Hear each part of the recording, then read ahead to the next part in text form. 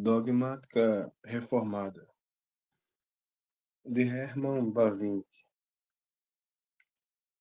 capítulo 16. A fé e seu fundamento. No capítulo anterior, examinamos a possibilidade de que a vontade humana ou o intelecto da pessoa natural possa ser o meio de apropriação da revelação divina. Embora rejeitemos essa possibilidade, é verdade que a teologia cristã, como uma área da pesquisa científica, deve começar com o sujeito humano. É aqui que se encontra o princípio interno correspondente à revelação divina. A teologia cristã sempre tomou sua posição no sujeito crente, na fé, na comunidade de fé. O slogan que guia e orienta a teologia cristã é per fidem ad intellectum, por meio da fé para o entendimento. A própria Escritura nos direciona a isso. A iluminação interior do Espírito Santo. A verdade de Deus pode ser conhecida somente pela fé.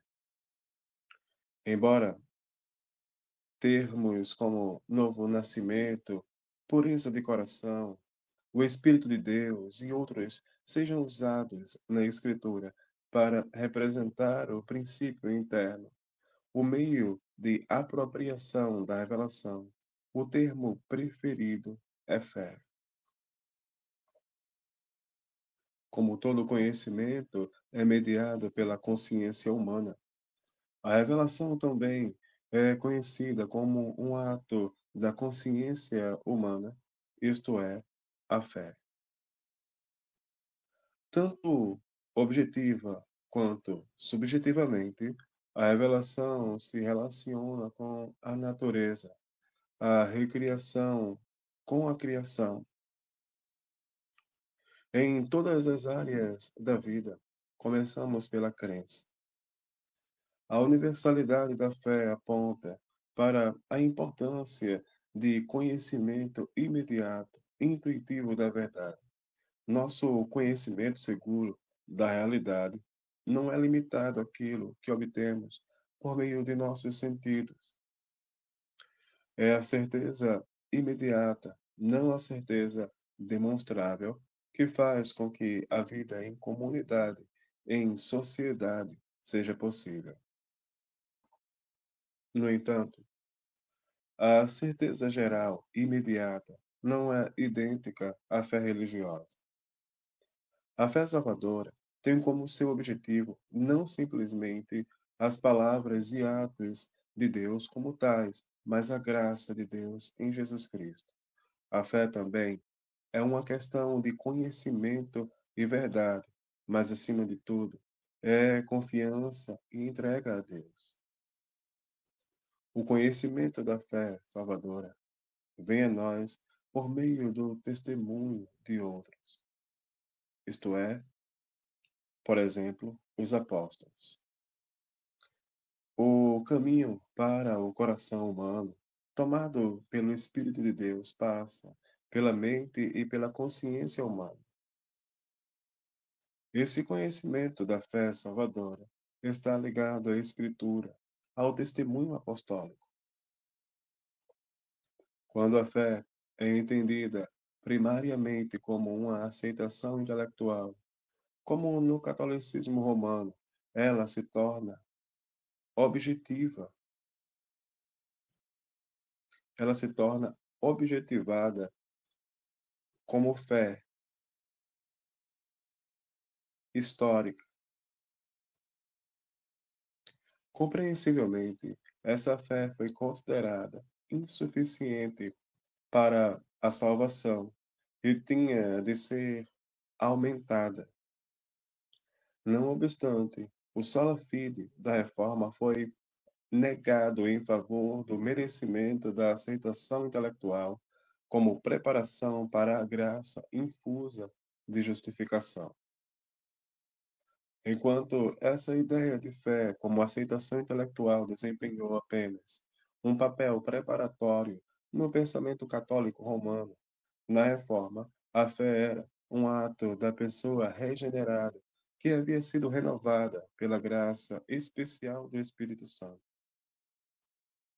A fé era completamente religiosa e tinha seu próprio tipo de certeza. A certeza da fé se apoia sobre o testemunho e sobre as promessas do próprio Deus e tem o poder de vitoriosamente vencer o mundo. 1 João 5,4. É aqui, na questão da certeza, que vemos a verdadeira diferença entre Roma e Reforma. A certeza moral que Kant defendeu como fundamento da razão prática separa a razão prática e a razão teórica, e dessa forma não pode sustentar a verdade da revelação cristã. Enquanto, nos termos de Kant, crer é uma forma mais fraca de conhecer, na religião cristã, crer é ter certeza. A certeza da fé é tão firme quanto a do conhecimento, embora seja mais intensa, inabalável e ineradicável. As teorias científicas não produzem mártires, a religião produz.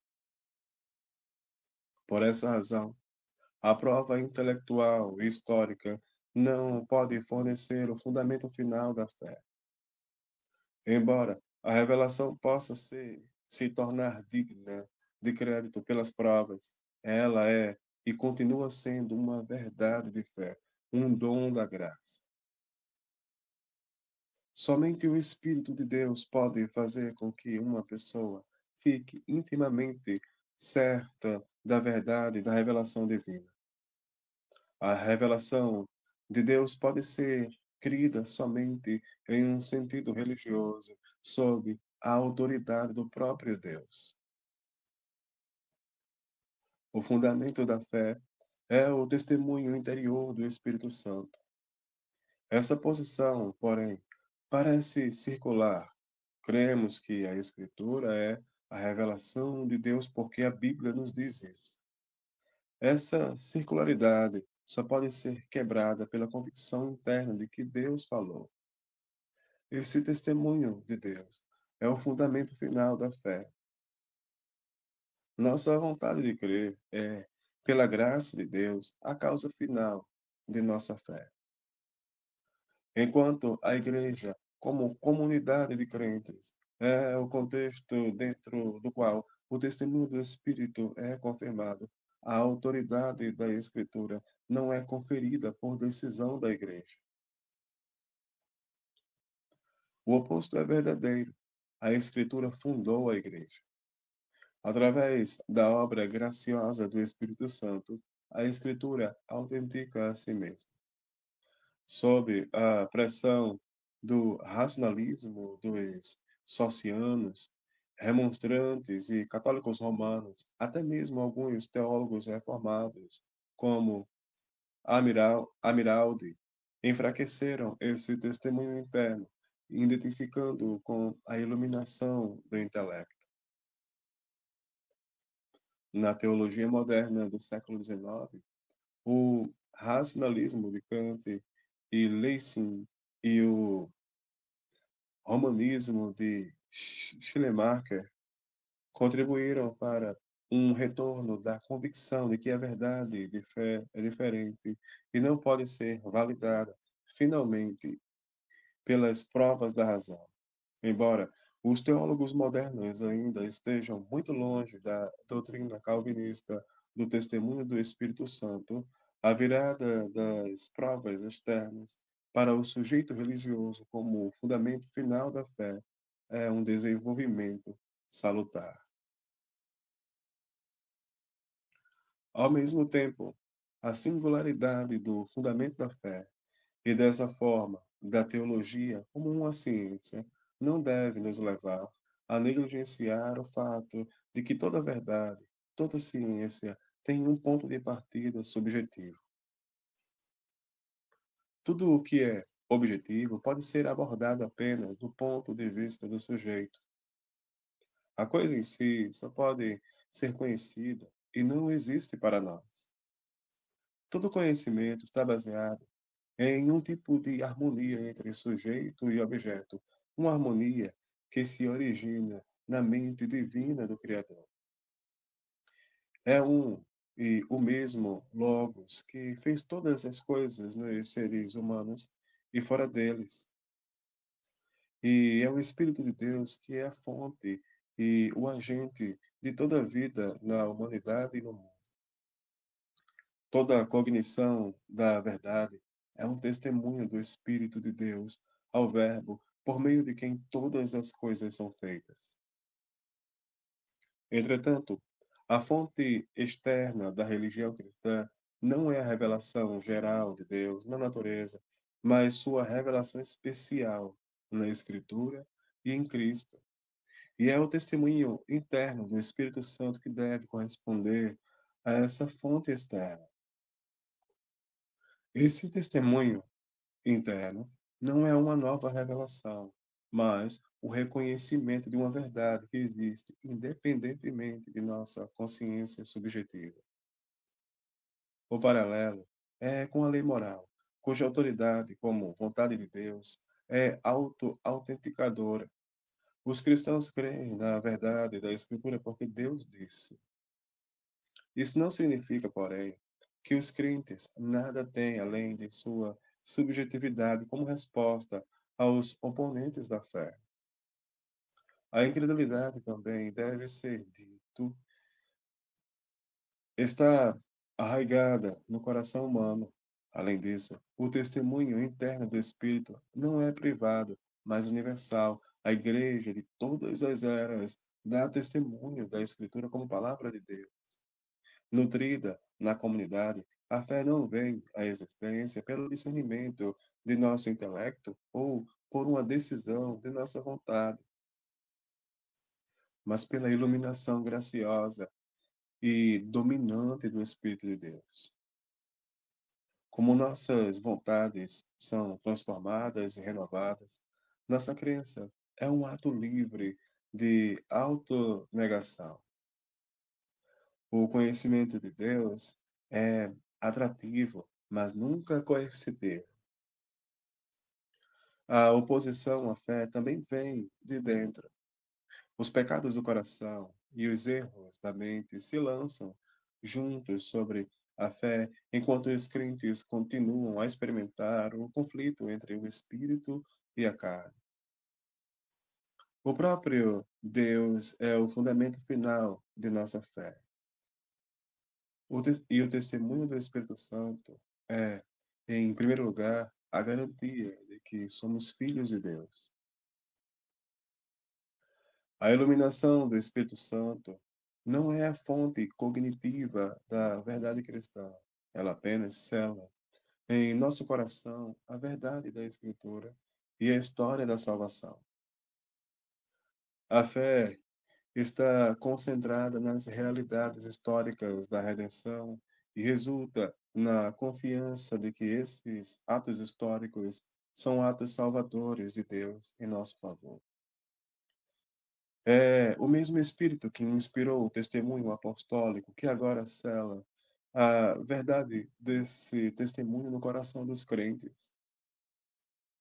Os cristãos se submetem à Escritura porque creem que é uma palavra divina, uma palavra de Deus. O testemunho do Espírito Santo não é anulado pelas respostas variáveis a ele entre os crentes. Não obstante, quando se trata de convicções a respeito da própria Escritura, há uma notável unidade entre diferentes grupos eclesiásticos. A Escritura foi dada a toda a Igreja, e o testemunho do Espírito Santo da Escritura é o alicerce da própria existência da Igreja. A autoridade da Escritura, aceita na fé, inspirada pelo Espírito, é uma poderosa autoridade autoafirmada. Cremos nela, porque Deus a disse, e a fala de Deus é o fundamento final de nossa fé. Não há poder no mundo comparável ao da Escritura.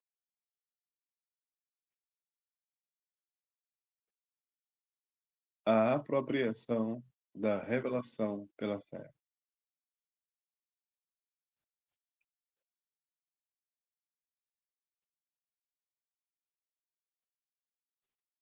O capítulo anterior mostrou que o princípio interno da religião e da teologia cristã não pode estar localizado no intelecto ou na razão, no coração ou na vontade da pessoa natural, não espiritual. Nenhuma prova ou argumento, nenhuma experiência religiosa ou satisfação ética, afinal, constitui o mais profundo fundamento da fé. Tudo isso pressupõe um fundamento mais firme sobre o qual estão edificados e do qual extraem seu valor. Todas as escolas de pensamento descritas anteriormente, em alguma medida, perceberam isso. Até mesmo aquelas que tentam provar a verdade da religião cristã intelectualmente ainda são da opinião que aquilo que era necessário do lado humano era uma disposição moral para sentir o poder dessas provas. Pascal, na primeira parte de sua apologia, tentou despertar nas pessoas uma consciência de sua miséria e necessidade de redenção e paz.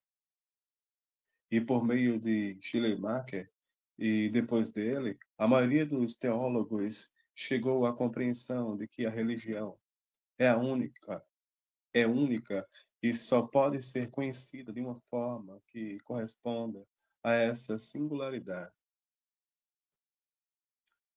Embora a epistemologia seja sempre a mesma, ela é adaptada ao objeto que está sendo examinado em cada ciência, e assim acontece também na religião. Ao fazer essa afirmação, a teologia cristã, de fato, assume seu ponto de partida no sujeito humano. A acusação de subjetivismo imediatamente lançada contra essa posição, porém, é injustificada e, de qualquer forma, é prematura, pois, em primeiro lugar, em nenhuma área do conhecimento e da ciência há qualquer outro ponto de partida.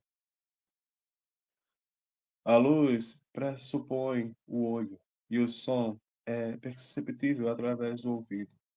Tudo o que é objetivo existe para nós somente por meio de uma consciência subjetiva. Sem essa consciência, todo o mundo está morto para nós. Sempre nos seres humanos, um princípio interno tem de corresponder ao princípio externo, revelação, para que haja uma relação entre objeto e sujeito. Segundo, desde o início, a teologia cristã tomou sua posição no sujeito crente.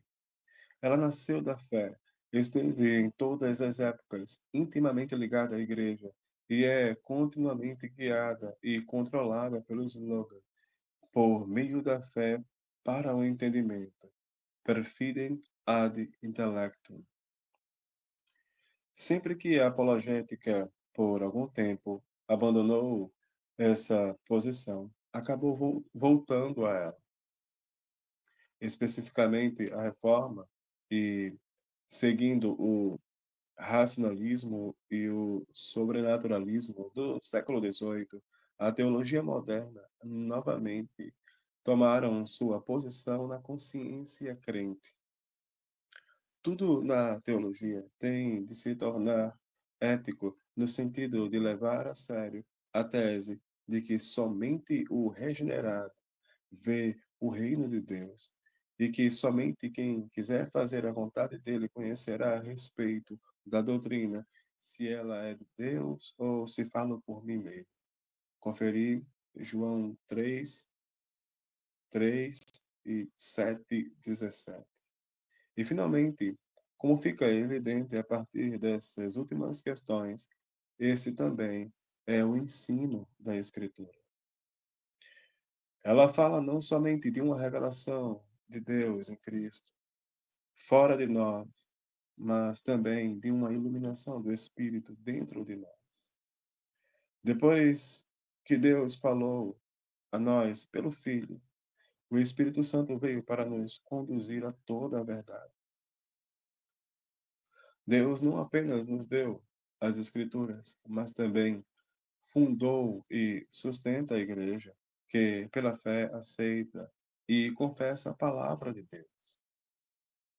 A acusação de subjetivismo não tem força. Portanto, contra a tese de que a verdade de Deus pode ser conhecida somente pela fé na iluminação do Espírito Santo. Se essa acusação fosse verdadeira, ela se aplicaria mutatis mutandi a toda a ciência, a toda a teologia, à própria Escritura Sagrada.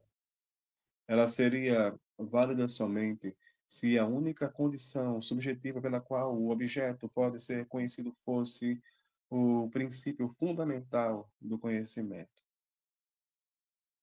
Pois, embora o olho seja o órgão indispensável para a percepção da luz, ele não é sua fonte.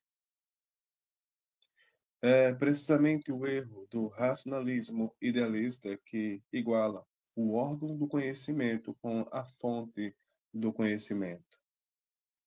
O pensamento não é a fonte da ideia. A representação intelectual não é a causa de uma coisa. O eu não é o criador do não eu.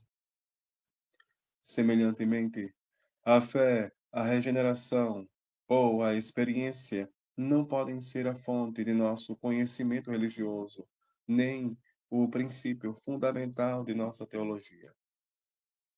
Portanto, por mais correta que a moderna teologia esteja em tomar sua posição no sujeito, ela erra quando, sob a influência da filosofia idealista, converte teologia em antropologia, eclesiologia e ciência da religião.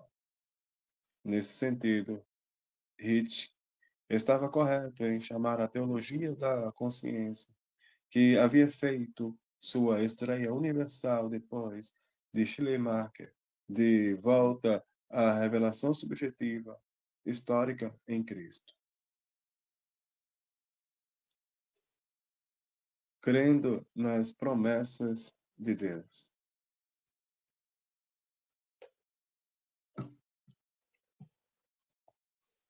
Na Escritura, pelo menos no Novo Testamento, esse princípio interno é mais frequentemente denominado pelo nome de fé.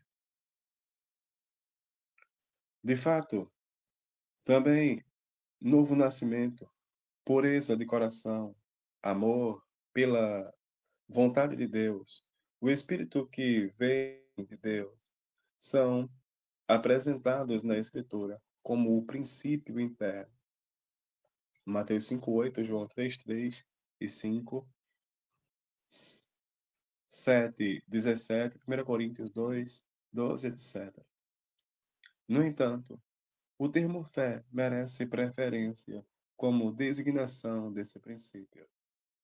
Isso acontece não só porque a fé é mais proeminentemente caracterizada como tal na Escritura, mas especialmente porque o termo fé nos situa na área da consciência e assim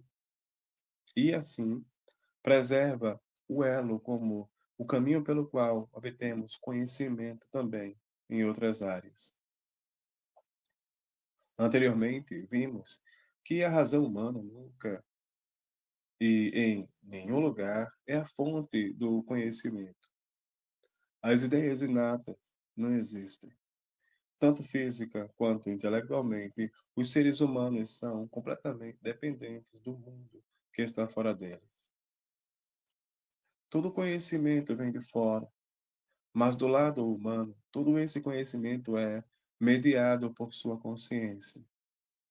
Não o sentimento ou o coração, mas a mente. A consciência como um todo. Percepção, estado de consciência, observação, intelecto, razão e senso moral. É o órgão subjetivo da verdade. Ora, quando a Escritura chama de fé o princípio interno, então ela tem a mesma visão e reconhece que também a revelação de Deus pode se tornar conhecimento somente através da mente consciente. Não que, a esse respeito, o novo nascimento, o amor e a pureza de coração não sejam de grande importância. Mais adiante, mostrar-se-á que o contrário é que é a verdade. Mostrar-se-á que o contrário é que é verdade. No entanto, o verdadeiro meio pelo qual a revelação de Deus é conhecida é o ato da consciência humana, viz a fé. A revelação de Deus é um sistema de palavras e atos de Deus que existe fora e independentemente de nós. Como ela poderia se tornar nosso conhecimento a parte da nossa consciência? A revelação de Deus é evangelho, promessa, a promessa de perdão e salvação, mas de nossa parte nada pode se equiparar à promessa, exceto crer nela. Fé somente pela fé, uma promessa se torna nossa possessão. A fé, consequentemente, é o princípio interno do conhecimento, principium internum cognoscendi, da revelação e, portanto, da religião e da teologia.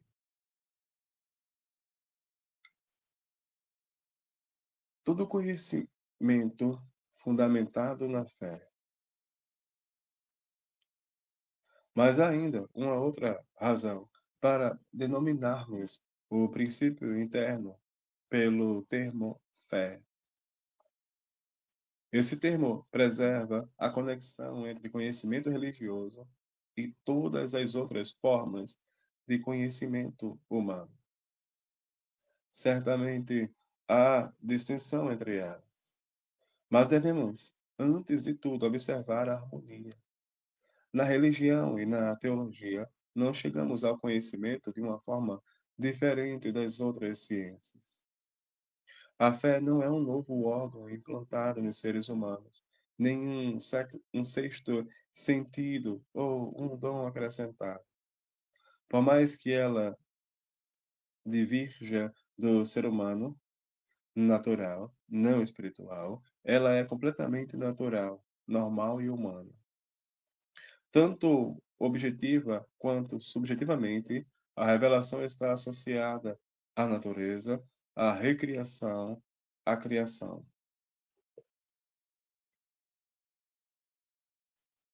A crença em geral é uma forma muito comum pela qual as pessoas adquirem conhecimento e certeza.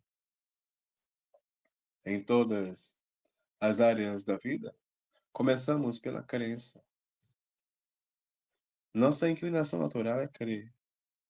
Somente o conhecimento e a experiência adquiridos nos ensinam o ceticismo. A fé é o fundamento da sociedade e a base da ciência. No final das contas, toda certeza está arraigada na fé. Admito que a palavra crer também é usada em um sentido mais fraco quando ainda não estamos seguros sobre alguma coisa, mas ainda a consideramos provável sobre fundamentos que, para nós, são suficientes. Nesse caso, crer forma um contraste com conhecer e está relacionado com pensar. Isso ocorre na expressão "não conheço isso, mas creio que é assim". No entanto, o uso da palavra crer não é exaurido por esse significado. A própria etimologia da palavra já indica que há um outro e mais profundo sentido contido na palavra crer. Ela provém do mesmo tronco leuber de cuidado, desejo, amor, permissão, licença, confiança. Ele está relacionado com amar e expressa total confiança e entrega amorosa e devoção a alguém. Também, em outras línguas, a palavra fé ou crença tem seu sentido de devoção, confiança, certeza.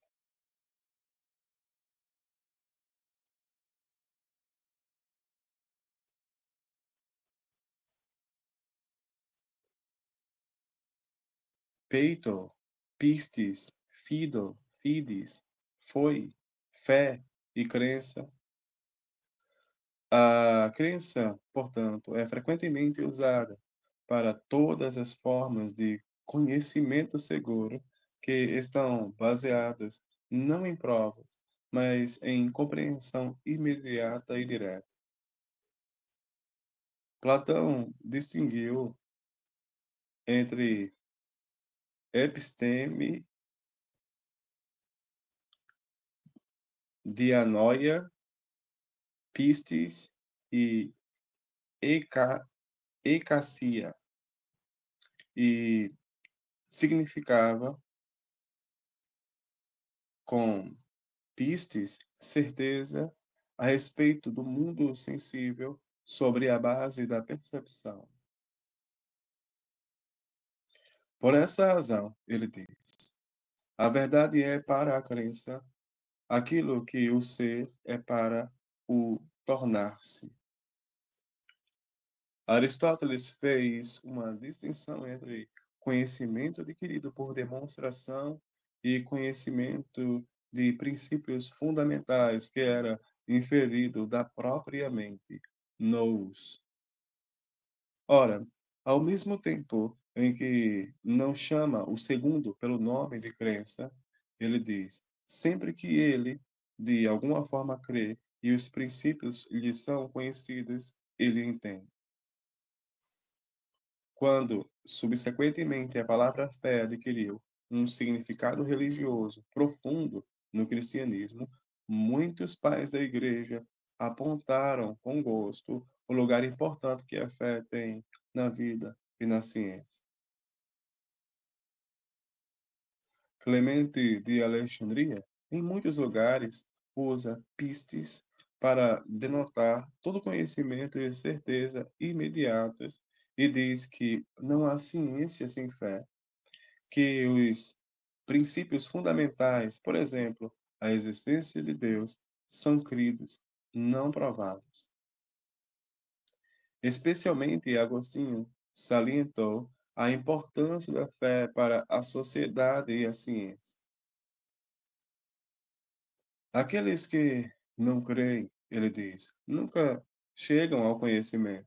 A menos que você tenha crido, você nunca entenderá. A fé é o fundamento e o elemento de ligação de toda a sociedade humana. Se as pessoas aceitassem a proposição, não devo crer naquilo que não vejo, todos os vínculos de família, amizade e amor seriam rompidos.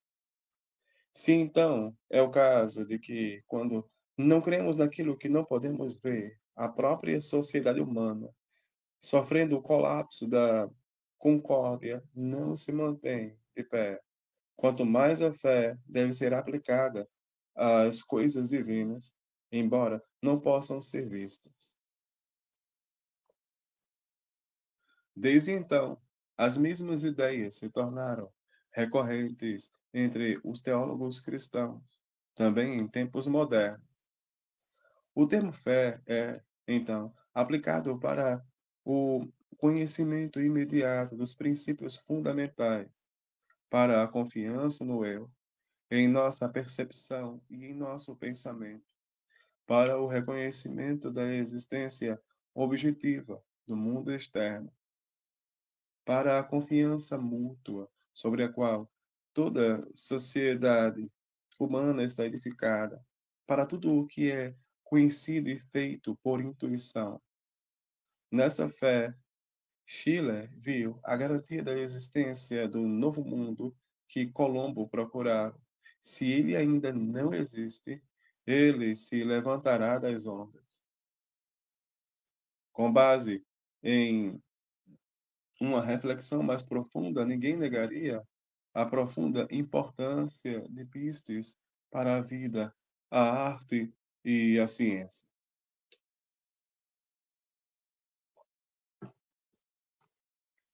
Contra aqueles que pensam que nada pode ser considerado verdadeiro se não puder ser percebido pelos sentidos ou provado matematicamente, está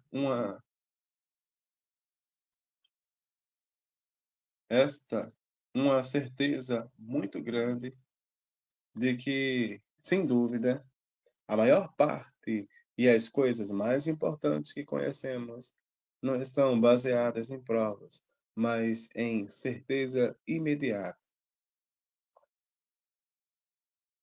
A área coberta pela certeza imediata é muito maior do que aquela que é coberta pela certeza demonstrável.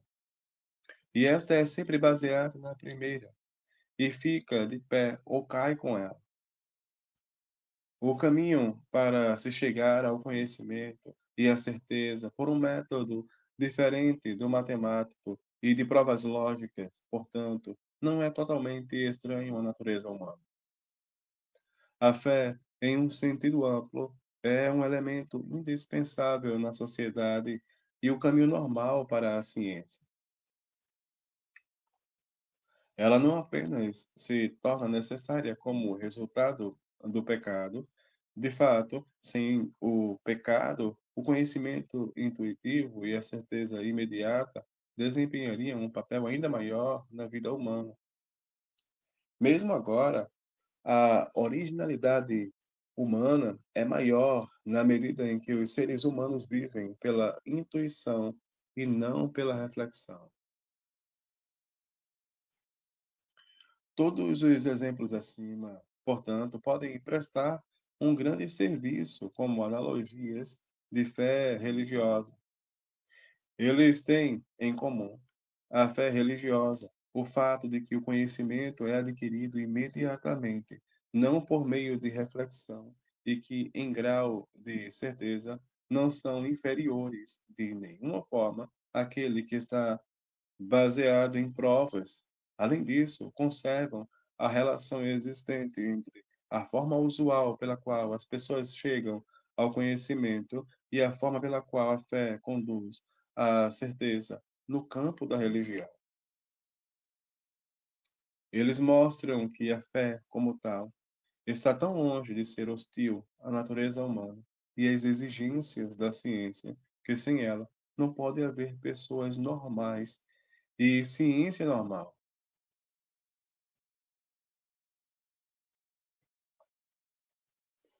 Dois tipos de fé. Não obstante toda a similaridade, não podemos ignorar a diferença que existe entre a fé como certeza imediata e a fé em um sentido religioso. Em religião, especificamente na religião cristã, pistis adquire um valor próprio. Os gregos antigos também usavam essa palavra em um sentido religioso, significando a fé nos deuses. Mas nem mesmo aí a palavra tem um conteúdo religioso, não mais do que quando falamos de crer em Deus, na alma e sua imortalidade, etc. A fé aqui ainda é a fé ordinária, que praticamente todos os dias, que praticamos todos os dias, mas agora é aplicada a ideias religiosas.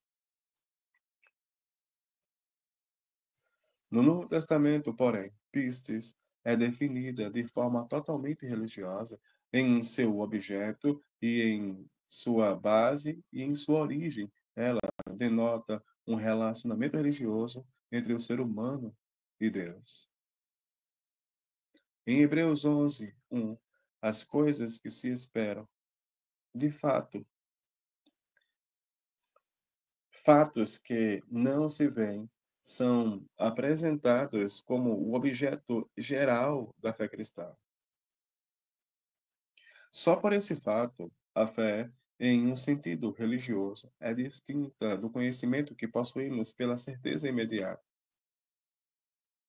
A fé em um mundo externo, nos sentidos, nas leis da lógica, etc., está baseada na percepção interna que se tem. De todas essas coisas, nós temos uma compreensão imediata, mas o objeto da fé cristã é invisível e não suscetível à observação. Se uma coisa pode ser imediatamente observada por nós, a fé é supérflua. A fé é oposta à vista. Romanos 8:24, 2 Coríntios 5:7. Isso não está em conflito com o fato de que a revelação certamente aconteceu no espaço e no tempo, e que a pessoa de Cristo podia ser vista e tocada, pois, como objeto de fé, essa revelação, como um todo, não era observável. Muitos viram Jesus e ainda assim não creram nele. Apenas seus discípulos viram nele a glória como o unigênito do Pai. João 1:14. Palavra e atos são objeto da fé somente quando considerados pela perspectiva divina. Mas na Escritura, pistes, como fé salvadora, adquire um significado ainda mais fecundo. Seu objeto não é todos os tipos de palavras e atos de Deus como tais, mas a graça de Deus em Cristo. Para a fé cristã, esse objeto especial é considerado ainda sob outra categoria, diferente daquela de verdade versus falsidade. A natureza universal da fé não é exaurida por ser caracterizada como um firme e seguro conhecimento, uma sustentação objetiva da verdade, pois ela também inclui uma confiança sincera e uma entrega total a Deus, que se revelou em Cristo, e uma apropriação pessoal das promessas oferecidas no Evangelho.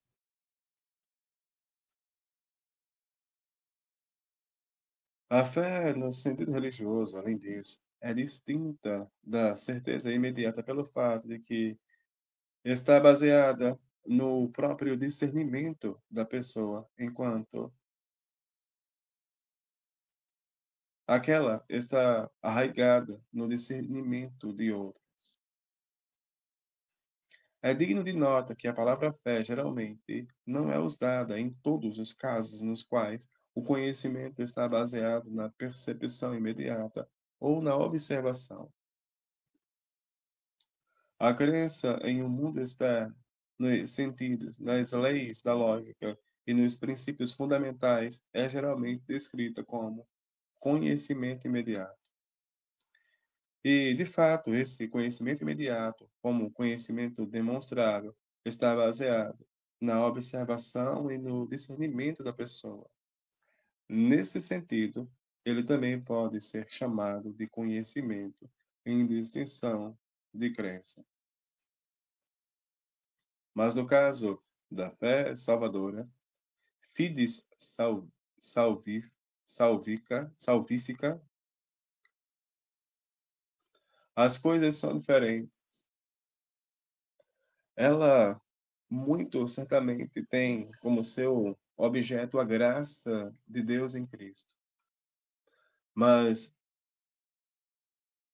Dessa graça de Deus, não teríamos o mais leve conhecimento se ele não tivesse vindo a nós por meio do testemunho de outros, se não nos tivesse sido assegurado na Sagrada Escritura. Entre a pessoa de Cristo e nossa fé, portanto, está o testemunho dos apóstolos. A palavra de Deus é um meio de graça. A fé, sem dúvida, considera a Escritura somente pelo aspecto de ser ela a palavra de Deus. 1 Tessalonicenses 2,13. A fé religiosa só pode se apoiar em um testemunho divino.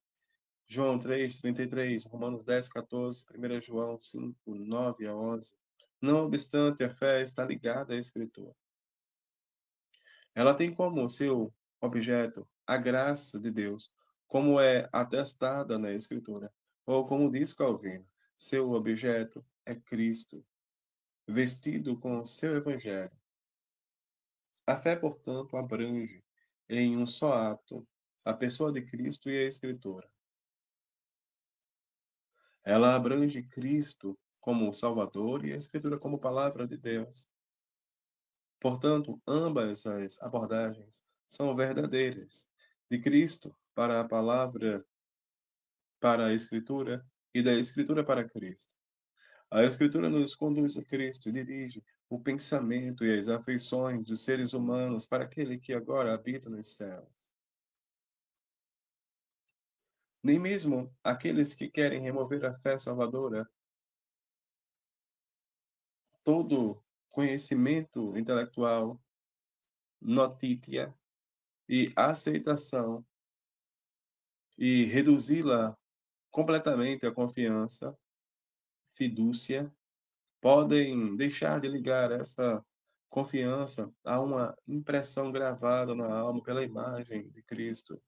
E o fideísmo não se atreve a dizer que a fé é independente das crenças, mas limita-se à afirmação que, por esse motivo, também é insustentável, de que somos salvos pela fé independentemente de crenças. O pietismo também está preso a meios externos. Ele pode limitar esses meios e não querer se envolver com um catecismo ou com uma dogmática, mas tenta levar as crianças à conversão, falando para elas sobre o amado Jesus. De fato, não há outro caminho para o coração humano além daquele que passa pela cabeça e pela consciência. Somente o Espírito de Deus pode agir imediatamente no coração. Nós, ao contrário, estamos limitados a meios. A Escritura é e continua sendo um meio de graça. Inversamente, a fé em Cristo, por sua vez, afeta nossa crença na Escritura. Ela nos prende e nos firma seguramente a Escritura e faz com que confiemos nela em tempos de angústia e morte. Nossa alma, consequentemente, pode ficar inseparavelmente ligada a Cristo, o Senhor que vive nos céus, pela união mística produzida pelo Espírito Santo. No entanto, para nossa consciência, Cristo, aliás, toda a esfera de coisas que se esperam, existe apenas por meio do testemunho de Deus em Sua palavra. E por essa razão, a fé salvadora sempre inclui também um componente cognitivo. Admito que esse conhecimento da fé salvadora é essencialmente distinto do conhecimento da fé histórica. Mesmo que o segundo preceda o primeiro, ele é, mais tarde, novamente enxertado na fé salvadora e tem seu caráter mudado. Ele não é um mero considerar como verdadeiro, mas um conhecimento firme e certo no sentido da Sagrada Escritura. A ideia bíblica de conhecer é totalmente diferente e muito mais profunda do que a ideia que está implícita no uso comum. Contudo, o conhecimento que os crentes possuem não é imediato e nem é adquirido por seu discernimento, Ele está ligado à Sagrada Escritura. Apoia-se sobre o testemunho dos apóstolos e profetas como a palavra de Deus. Finalmente, a fé cristã também é distinta da certeza imediata pelo fato de que ela não surge automaticamente na natureza humana. Todas as pessoas creem em um mundo externo, nos princípios fundamentais, na observação, nas leis da lógica, etc. Automaticamente, sem qualquer ordem, para que isso seja feito com base em seu próprio discernimento. Mas isso não acontece com a fé cristã. Nem todos têm fé, segundo Tessalonicenses 3:2. Apesar disso, ela é perfeitamente humana, não um dom acrescentado, mas a restauração do ser humano, embora a pessoa natural, não espiritual, seja hostil em sua atitude de crer, pois a fé, no sentido cristão, pressupõe a autonegação, a crucificação das próprias ideias, a desconfiança do eu e, em seu lugar, a confiança na graça de Deus. Portanto, assim como a fé salvadora tem o próprio Deus como seu objeto e está fundamentada em seu testemunho, assim também ele tem Deus como seu autor. É ele mesmo que, pelo Espírito Santo, move os seres humanos à fé e leva todo o pensamento cativo à obediência de Cristo. Mateus 16:17, João 6:44, 1 Coríntios 12:3, 2 Coríntios 10:5, 1 Tessalonicenses 2:13, 2 Tessalonicenses 3:2, etc. Como resultado, a fé cristã é completa e religiosamente qualificada. Seu objeto, fundamento e origem estão localizados exclusivamente em Deus. Em consequência desse seu caráter religioso, a fé salvadora é essencialmente distinta de certeza imediata, que às vezes é rotulada de fé, e também da pistis, da qual os gregos às vezes falavam em sentido religioso. A fé cristã é religião pura, religião subjetiva. São verdadeiramente religiosas as pessoas que creem dessa forma. Elas são a imagem, os filhos e os herdeiros de Deus.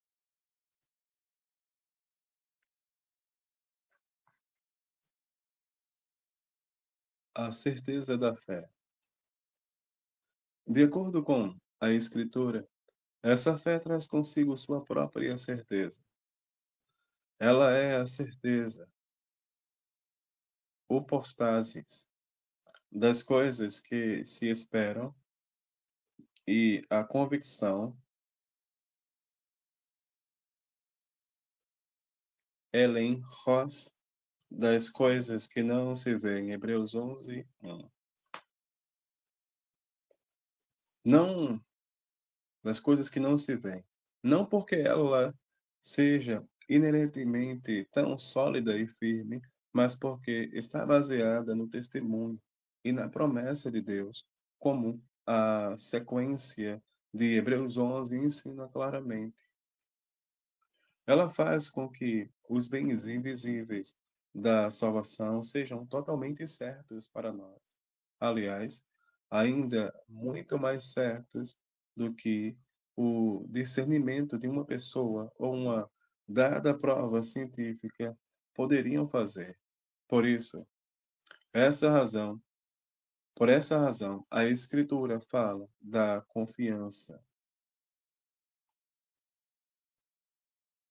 Hebreus 4:16, e da confiança de acesso,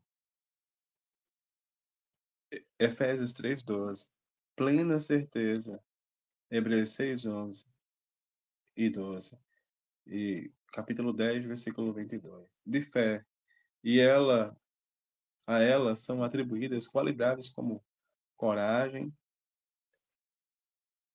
Par, Thar, Tharsos, Mateus 9:2, júbilo, Romanos 5:11 e alegria, Hará, 1 Pedro 1:8, etc.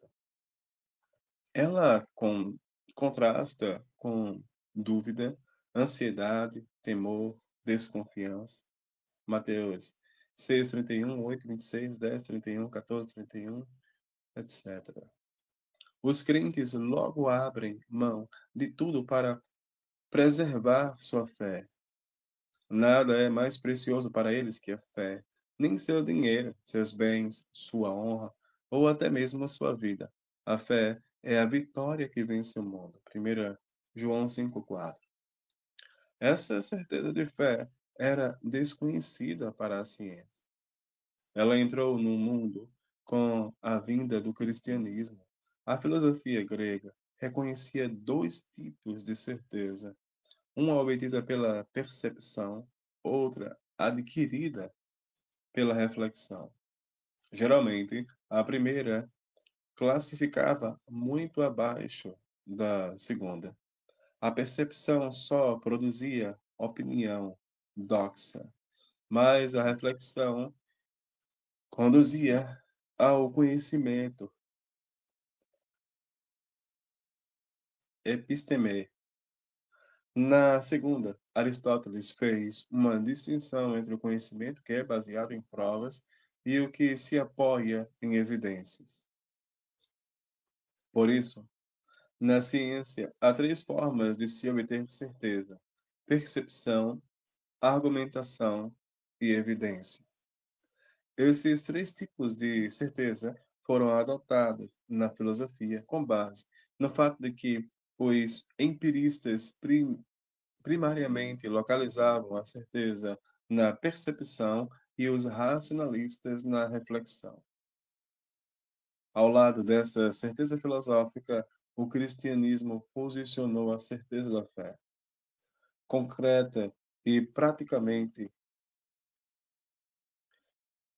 Essa certeza foi apresentada a um mundo cético na comunidade crente, especialmente em seus mártires. Teoricamente, ela foi afirmada e desenvolvida na teologia cristã. Roma e a Reforma.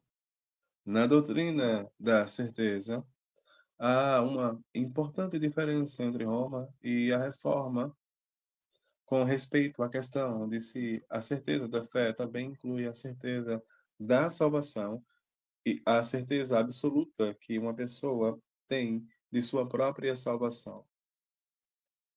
De Agostinho em diante, essa certeza da salvação foi negada e combatida pela Igreja Católica Romana e pela teologia católica. Roma alega que a certeza absoluta da salvação cabe apenas a alguns crentes que a receberam por meio de uma revelação especial, mas não é parte integrante da fé em si. Com respeito à sua salvação, os crentes comuns possuem apenas um tipo de certeza moral ou conjetural, não certeza de fé. No sistema católico romano, realmente não há lugar para essa certeza, já que, ela só é consistente com a confissão do amor eletivo de Deus, e dois, ela faria com que o laicato fosse independente da igreja e do sacerdócio. Os teólogos católicos romanos, porém, reconhecem a certeza de fé com respeito às verdades objetivas da revelação.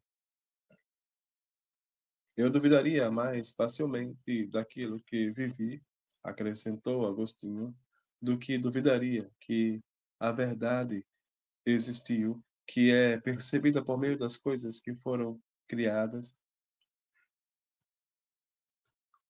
Romanos 1:20. Alberto o Grande fez uma distinção entre fé na filosofia e fé na teologia. Na primeira, fé nada mais é do que credulidade, credulitas, e não uma forma e conhecimento. Mas em assuntos teológicos, fé é uma luz que faz com que a adesão e o assentimento sejam muito certos. E, portanto, uma forma e meio para o conhecimento da verdade das coisas divinas. E os teólogos protestantes geralmente concordam com essa opinião. Ninguém articulou essa certeza de fé mais precisa e vigorosamente que Calvino. Em seu pensamento, a fé é certa, firme, plena e sólida, mais certeza que apreensão, confiança e segurança sinceras. No pensamento tanto dos teólogos luteranos quanto dos reformados, a fé é assentimento firme, um conhecimento seguro que inclui toda dúvida e certeza. Pouca atenção, falando de forma geral, tem sido dada a essa certeza de fé pela ciência, especialmente a filosofia. Somente depois da primeira tentativa de Kant, ela foi incorporada e reconhecida em um sentido modificado. Kant, na maior parte, aceitava os três tipos de certeza. A primeira é a certeza problemática empírica, que está baseada nas percepções da própria pessoa ou de alguma outra e consiste em opinião, uma fé teórica ou prática. Depois vem a certeza lógica, científica e apologética. Essa certeza se apresenta em duas versões, sendo intuitiva na matemática e discursiva na filosofia. Há os três tipos de certeza já admitidos também na filosofia grega, mas além disso, Kant dá lugar também a uma certeza moral positivamente segura. O suprassensível e o sobrenatural, de acordo com Kant, é incognoscível. Deus deliberadamente recusou esse conhecimento a nós para que não colocássemos o conhecimento como o propósito da humanidade, mas a ação, o cumprimento de nossa vocação moral. Ora, com a concepção desse destino ético, os seres humanos admitem a verdade de certas teses sem as quais não podem cumprir essa tarefa ética. Assim, sobre fundamentos práticos e psicológicos, os seres humanos creem na existência de Deus, da alma e da imortalidade. Isso é fé moral. A certeza assegurada por essa fé não é teórica por natureza, mas prática e moral. Ela incentiva as pessoas não a dizerem eu estou certo, mas eu estou moralmente certo. Portanto, há três tipos de certeza: uma empírica, uma lógica e uma moral, expressas e comunicadas pelos termos pensar, conhecer e crer. A filosofia, depois de Kant, adotou em parte essa teoria da certeza, nada acrescentando de essencialmente novo a ela. Kant e a certeza moral. A teoria da certeza moral de Kant, por outro lado, exerceu grande influência na teologia. Depois que a autoridade da Escritura e da Igreja foi minada, as pessoas procuraram o fundamento da religião e da teologia na certeza moral. O conhecido texto de João 7,17, já citado pelo próprio Kant, tornou-se o ponto de partida dessa escola de pensamento. Há, de fato, verdades profundas nessa certeza moral e podemos reconhecer agradecidamente a Kant, agradecidamente que Kant deu lugar a ela em sua filosofia. A respeito das coisas invisíveis, temos uma certeza muito diferente da que temos a respeito das coisas que podemos perceber com nossos sentidos ou provar com nossas faculdades lógicas. A fé nas coisas que esperamos e não podemos ver, além disso, funciona independentemente de nossa vontade, de nossa disposição moral e de nossa experiência espiritual. Não obstante, não é aconselhável que troquemos a certeza religiosa da Escritura, da Igreja e da teologia cristã pela certeza moral de Kant. Em primeiro lugar, é preciso que se diga que a certeza sempre é um estado mental. A mente humana pode se relacionar com uma dada questão ou proposição em uma variedade de estados mentais. Ela pode se relacionar com essa questão em estado de incerteza, dúvida, desconfiança, impressão, etc., mas também em estado de completa certeza. A certeza é a paz mental que uma pessoa experimenta ao encontrar e reconhecer a verdade. O intelecto busca o conhecimento, a verdade. Essa é a natureza do intelecto. A verdade é seu bem, sua riqueza, a satisfação de sua fome. Quando ele encontra a verdade, fica satisfeito, descansa nela, sente-se salvo e seguro. A certeza é descanso, paz, alegria, felicidade. Há descanso e relaxamento na verdade. In veritate requies. A certeza é o estado normal da mente humana, assim como a saúde é o estado normal do corpo. A dúvida, a incerteza, ao contrário, é inquietação, preocupação, infelicidade. Estritamente falando, a certeza em si não é moral. Ela é em si chamada apenas porque os fundamentos sobre os quais a verdade moral se apoia são de natureza moral. Além disso, os fundamentos sobre os quais as verdades científicas e moral estão firmadas não se podem separar e colocar um contra o outro como sendo teórico e prático. Na realidade, esse dualismo não existe, como Kant, com seus dois tipos de certeza, admite. A cabeça e o coração, falando subjetivamente e falando objetivamente, as coisas visíveis e as invisíveis não podem ser divididas em duas partes dessa forma. O coração também tem sua participação em nossa exploração científica. Pistes, em seu sentido amplo, também desempenha um papel importante aqui. Grande parte daquilo que é aceito como estabelecido e certo nas ciências está baseado em fundamentos morais ou imorais. Inversamente, é a mente, no fim das contas, que, no caso da certeza moral, pesa e avalia os fundamentos morais sobre os quais uma dada proposição é reconhecida e aceita como verdadeira.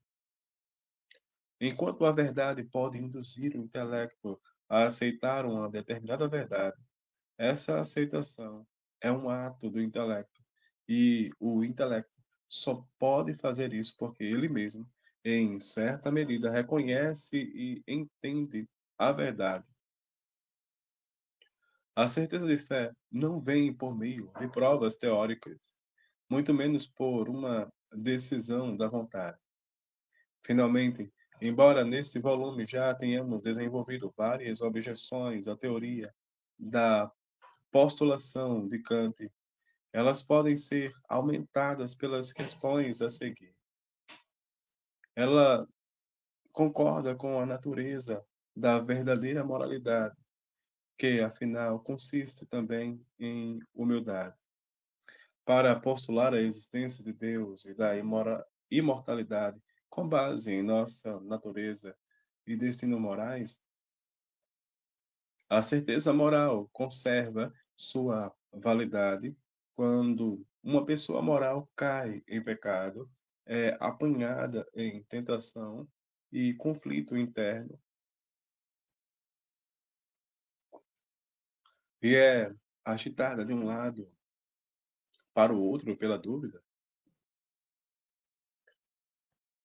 Os fundamentos morais são suficientemente fortes para edificarmos sobre eles a crença na existência de Deus, a consciência de perdão e a esperança de salvação em face da oposição científica.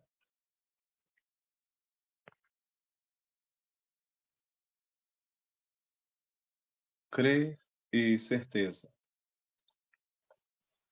Por todas essas razões, a certeza moral de Kant não pode substituir a segurança da fé cristã.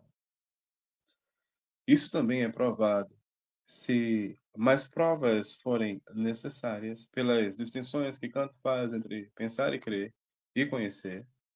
De acordo com ele, pensar, no sentido de cogitar opiniões, garante uma coisa como verdadeira sobre fundamentos insuficientes. Crer sobre fundamentos subjetivamente suficientes e conhecer sobre fundamentos objetivamente suficientes. Ora, essa distinção está correta em relação a crer na vida diária comum e em relação às coisas que podem ser conhecidas. Nesse caso, crer é, de fato, uma forma mais fraca de conhecer, mas em religião, crer é certeza em si mesmo. A distinção já foi mais corretamente definida por Agostinho. Ele diz: há também três coisas que, por assim dizer, fazendo limites umas com as outras, nas mentes dos homens são bem apropriadamente distintas: entendimento, crença e opinião.